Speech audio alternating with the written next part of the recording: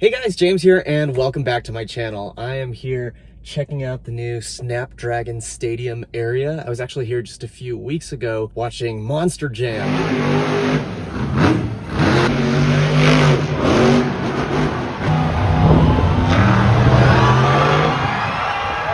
Super epic. Anyway, today we are not talking about monster trucks. We are talking about this vehicle, which is the Hyundai IONIQ 5 SE with the 303-mile battery, rear-wheel drive. This is an EV that I've been wanting to drive for a long time. In this video, I want to talk about how this car compares to the Tesla Model Y. Starting with this interior space, the IONIQ 5 is really unique in that it really emphasizes space for humans and de-emphasizes space for cargo. These seats are uncommonly excellent, at least for my body type. I feel almost no pressure points whatsoever, not even pressure regions. For reference, I'm about 5'7" and 130 pounds. In the Model Y, I find that the seats are really comfortable, even for long drives, but they feel a little less natural to sit on, so there are like these certain regions where there's a bit more pressure than others. This front passenger area is full of storage options. The doors do have pockets. They're not that big, but they're there. There's also a pocket down here that's the perfect size for storing a canister of baby wipes to clean up whatever you're doing in the IONIQ 5.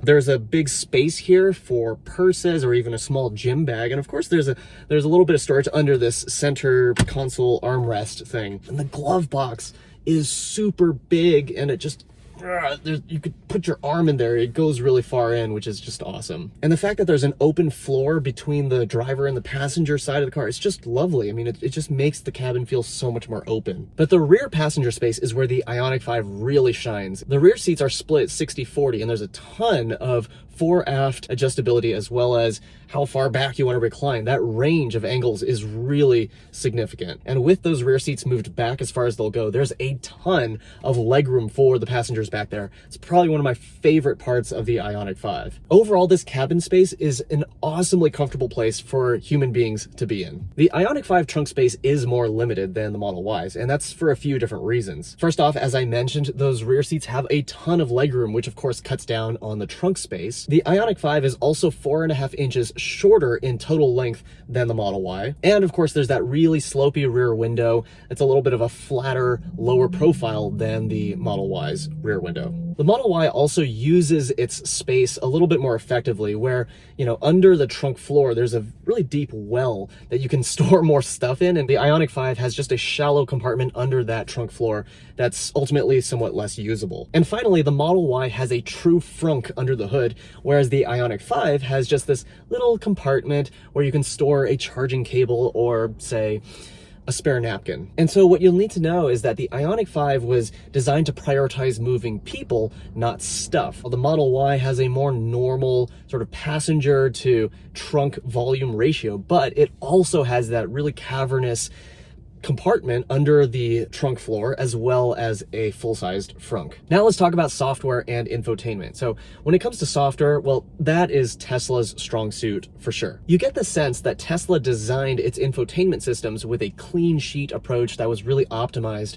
for EVs. The IONIQ 5's infotainment system really feels like an evolution of a more traditional sort of, internal combustion infotainment system, just evolved to also work for EVs. So it's a bit messier with a lot more clutter. And it took me about a day to really get used to it, but I still think that there are too many important functions that are buried in a bunch of submenus, whereas there's these strange sort of not very useful functions that are presented right up front on the home screens. But the IONIQ 5 does have some advantages, starting with the fact that it has two screens. Although the Tesla uses its single screen more effectively, it's hard to deny the advantages of having two screens, one of which is right here in front of you. The infotainment screen in this car is just fantastic. It's really, really top-notch in terms of color, saturation, brightness, clarity, all of that good stuff.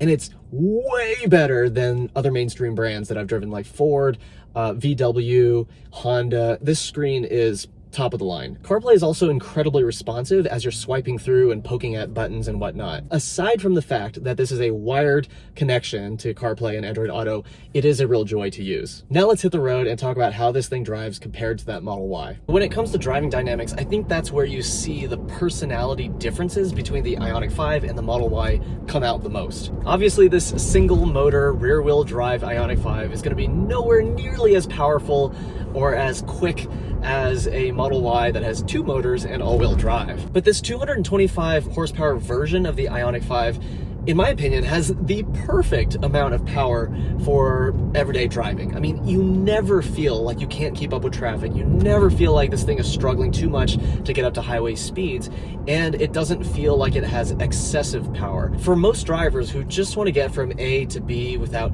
spending thousands more dollars on getting, all-wheel drive and more power, this is an excellent choice. My goodness, this rattling is horrendous. Unfortunately, this IONIQ 5 does have some rattles in it. You can hear that the B pillar on the passenger side is rattling, and also the steering wheel squeaks when I turn it.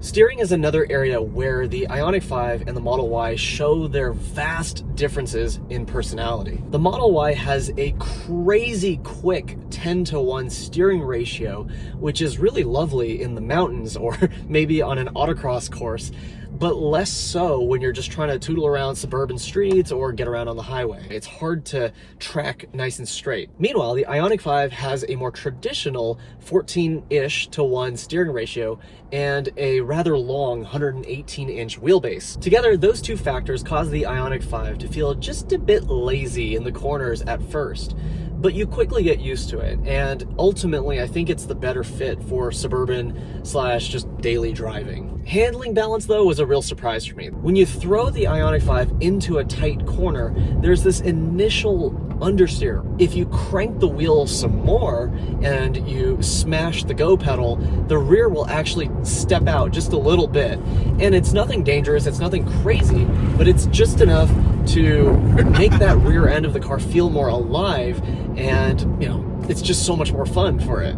The IONIQ 5 does roll quite a bit in the corners, but it's not all bad news. If you've ever driven a Mazda Miata really hard through corners, you'll know what I'm talking about. Body movements like roll, dive, and squat can actually provide really intuitive and useful information to tell you how hard the 4 tires are working, so that way you can approach and even exceed the limits of tire adhesion without making your pants brown. How does the IONIQ 5's handling compare to that of the Model Y?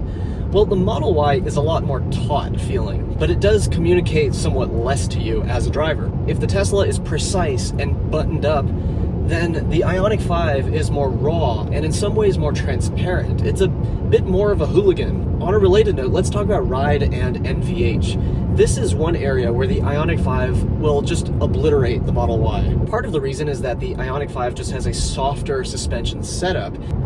Ooh. A little wallowy there, a bit underdamped, I would argue. And the other part of it is tire sidewall. On both the IONIQ 5 and the Model Y, the standard wheel size is 19-inch.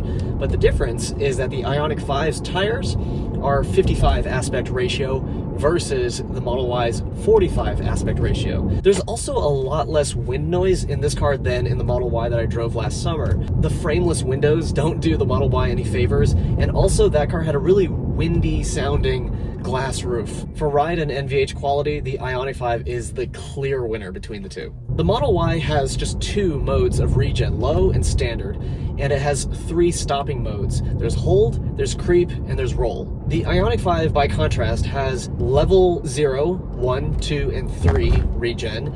There's max regen, which you can access through holding the left pedal. There's also iPedal, which is their one-pedal driving solution. The pedals just don't work as intuitively as they do in the Tesla. The basic issue I have with the IONIQ 5 is that it's just a bit unpredictable. So in normal and sport mode, the accelerator pedal is just too jerky. And in eco mode, there's too much of a delay built in from the moment you push the pedal to the moment the car starts moving. 3, 2, 1, push.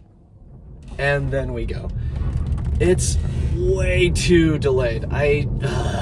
Tesla gives you fewer modes to choose from, but it's so well done. The pedals feel incredibly intuitive, very responsive without being jerky. You know, the way that this IONIQ 5 drives reminds me a lot of the Audi e-tron. They have similar regen modes. There's a similar sort of delay in the go pedal. There's also a similar heft to the way this thing moves over broken pavement. When we think about all of these aspects of the driving dynamics together, we can see basically two main differences between the IONIQ 5 and the Tesla. And one of those ways is in their personality. The IONIQ 5 is much more of a comfortable, long distance, quiet, peaceful cruiser, whereas the Model Y is the sportier, more powerful vehicle. Aside from the different personalities, we can also see that the Model Y is generally more refined in the EV aspects of its operation, right? The regen braking, the power delivery, the one pedal driving, all of that is just better in the Model Y. I hope this review and comparison was helpful, guys. And if it was, if you could hit that like button, that would be super appreciated. And if you haven't subscribed yet, hit that subscribe button too. My name is James. Thanks for joining me today. Drive safe, and I'll see you next time.